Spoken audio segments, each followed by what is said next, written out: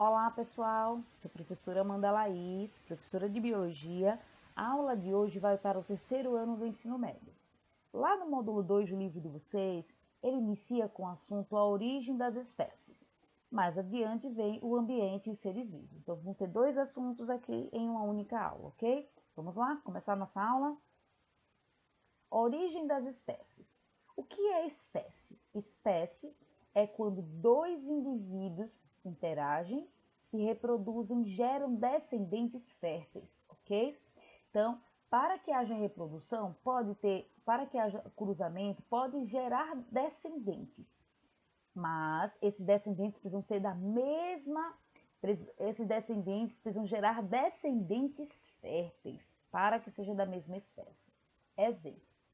Vamos supor que o cavalo cruzou com a jumenta, ok? Eles não são da mesma espécie, porém gerou descendentes. Esses descendentes não conseguiram cruzar, não são férteis, então eles não são da mesma espécie, ok? Vamos agora para a população, ok? O que seria a população aqui? Indivíduos da mesma espécie em uma mesma área geográfica. Se eu tenho, por exemplo, várias piranhas em um lago, eu estou falando aí da população de piranhas. Se eu falar que eu tenho várias piranhas e jacarés em um mesmo lago, eu estou falando de comunidades diferentes. Okay? Eu estou falando de comunidades. Naquela lagoa tem uma comunidade. Quais são os indivíduos? Piranhas e jacaré. População da mesma espécie, comunidade e espécies diferentes. E o que seria especiação? O processo pelo qual se formam novas espécies. Então, que processos são esses para que aconteça uma especiação? Vamos lá? Vamos falar um pouquinho sobre Charles Darwin, né? Falar um pouquinho da sua viagem às Ilhas Galápagos. O que foi que Charles Darwin percebeu? Ele percebeu que as espécies de pássaro, tem trilhões, tinham bicos diferentes. E qual era o problema? Qual era a relação desses bicos, na verdade? Esses bicos, eles sofreram variações graças à adaptação aqui em relação ao tipo de alimento daquele ambiente.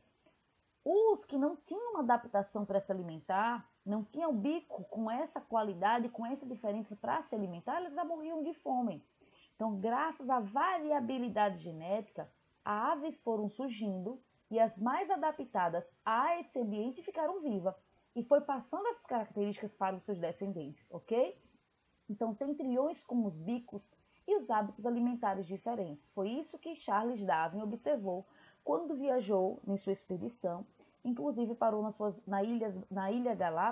Ilhas Galápagos, foram várias ilhas, e ele percebeu, além dessa, outras mudanças em outros animais, ok? Outras adaptações. Fatores que influenciam a especiação. Quais são eles? Irradiação adaptativa, isolamento geográfico, isolamento reprodutivo. Nesse exemplo aqui, ou nessa imagem, eu vou explicar o que seria isolamento geográfico e isolamento reprodutivo. Eu tinha essa imagem aqui, ó, onde existia acesso do animal de um lado para o outro, pois era tudo faixa de terra. Com o tempo, o que foi que aconteceu? Mudanças aconteceram, agora eu tenho água. Esses animais dessa ilha não conseguiam passar para o outro lado, então houve um isolamento geográfico. Os animais que viviam aqui não trocavam seus materiais genéticos com o outro. Então virou-se um grupo de indivíduos semelhantes demais. O isolamento reprodutivo seria a mesma coisa. Então eles não conseguiam se reproduzir para que acontecesse essa variabilidade genética aqui de forma mais rápida, ok? Vamos lá. Irradiação adaptativa. O que seria isso? Surgimento de novas espécies a partir de um ancestral. Então, com as modificações, com as adaptações, com o tempo, foram surgindo novos animais e cada um com as características adaptadas ao ambiente, ok? Vamos lá. Adaptação convergente. O que é isso? As adaptações aqui são convergentes ao ambiente, são adequadas ao ambiente. Todos esses indivíduos aqui, ó, são diferentes. Eu tenho um mamífero, eu tenho um réptil, e aqui foi um fóssil de um réptil, ok? Vejam que o réptil adaptado ao mesmo ambiente aquático que um peixe, ok? Com as mesmas adaptações. São animais diferentes com adaptações semelhantes ao mesmo ambiente. Por isso que eu chamo aí de adaptações convergentes. Aqui, ó, já seriam adaptações divergentes. Eu tenho um ancestral e houve divergência no processo de adaptação, pois eles começaram a se adaptar a ambientes diferentes, ok? Ambiente e os seres vivos. O que seria ecossistema? Ecossistema, pessoal, é a união do meio biótico com o meio abiótico, ok? Vamos lá. O que seria o meio biótico? É o meio vivo. Todos os seres vivos que eu tenho aqui, ó, eu vou chamar de componente biótico. E o componente abiótico são os fatores físicos e químicos do ambiente. Que fatores físicos seriam esses? Temperatura, umidade.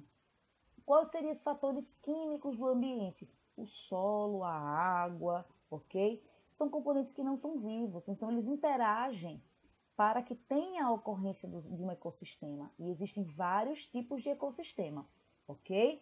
Ecossistema de manguezal, ecossistema, por exemplo, da floresta amazônica, é um tipo de ecossistema, ok?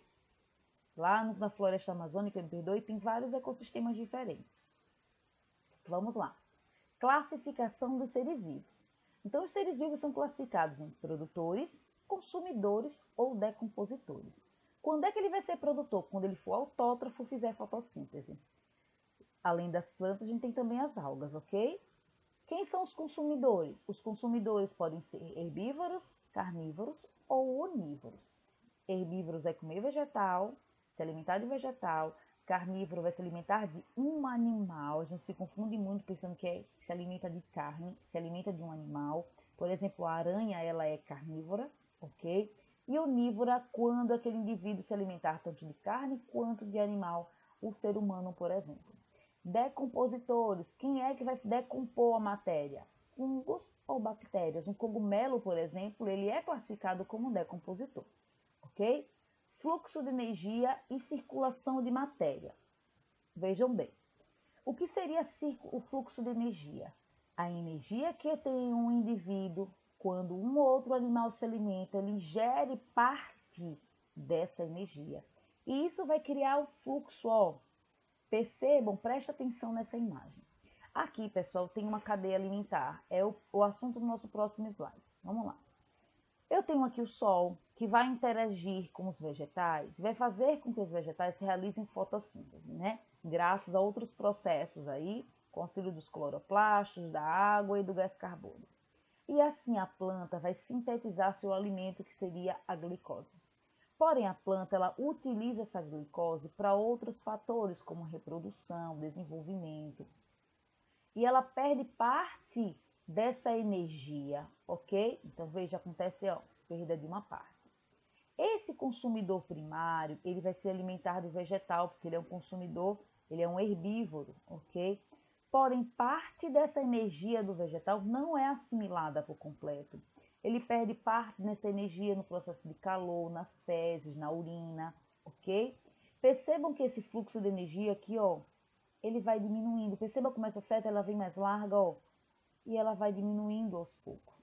Lembrando que os decompositores, eles podem interagir em qualquer momento. Se um vegetal ele morre, se o consumidor primário ele morre, se o consumidor secundário, terciário e assim por diante. Ele vai interagir em qualquer um, fazendo a decomposição disso aí, devolvendo os nutrientes ao solo, para que os produtores utilizem desses nutrientes também. Essa seta aqui para cima quer dizer perda, está acontecendo perda da energia. Então, parte dessa energia, nem toda ela é assimilada, ok? Vamos lá. Cadeia e teia alimentar. A diferença é clara.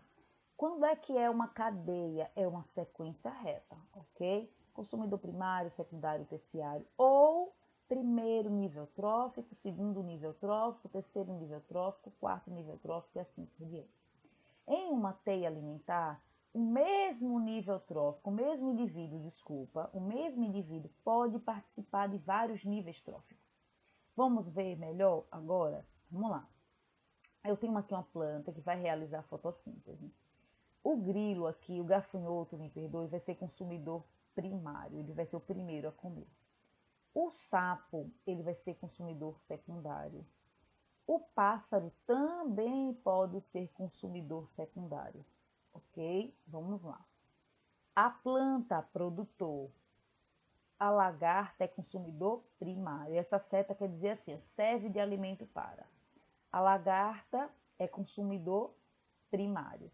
Porém, o pássaro pode se alimentar da lagarta, ok? Eu poderia colocar uma seta aqui assim, ó. Então, o pássaro tanto seria consumidor primário, secundário aqui, quanto secundário aqui, ok? E aí eu tenho uma sequência, tá vendo? Parece uma teia de aranha, né? É aleatório, ok? Então, por isso que ele é classificado aí como teia alimentar. Vamos falar um pouquinho sobre pirâmide alimentar. É uma representação de quanto alimento aquele grupo de ser vivo vai precisar, ok? Vamos lá. A primeira pirâmide aqui é a pirâmide de número. Eu numero quantos produtores eu preciso para alimentar quantos consumidores primários. E assim por diante. Por exemplo, eu vou precisar aqui, ó, de 10.000 produtores, unidades, ok? Para alimentar 1.000 consumidores primários e assim por diante. Essa pirâmide aqui é uma pirâmide que a gente chama de invertida. Aqui eu tenho, ó, um IP, tenho 3 IPs, veja que é numérico, ó. Tenho 3 árvores para alimentar 1.000 besouros. Porém, esses 1.000 besouros vai servir de alimento, vai ser o suficiente para alimentar 20 aves. Percebam que a base da pirâmide, ela é invertida, ela é menor do que o consumidor primário, ok?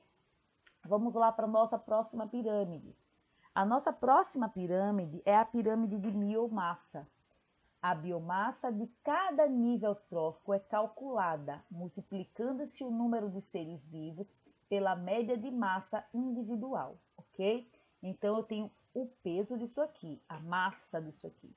10 toneladas de soja para alimentar 1 tonelada de gado. Eu não estou dizendo que é 1 ou 2 ou 3 gados, estou falando em toneladas, ok?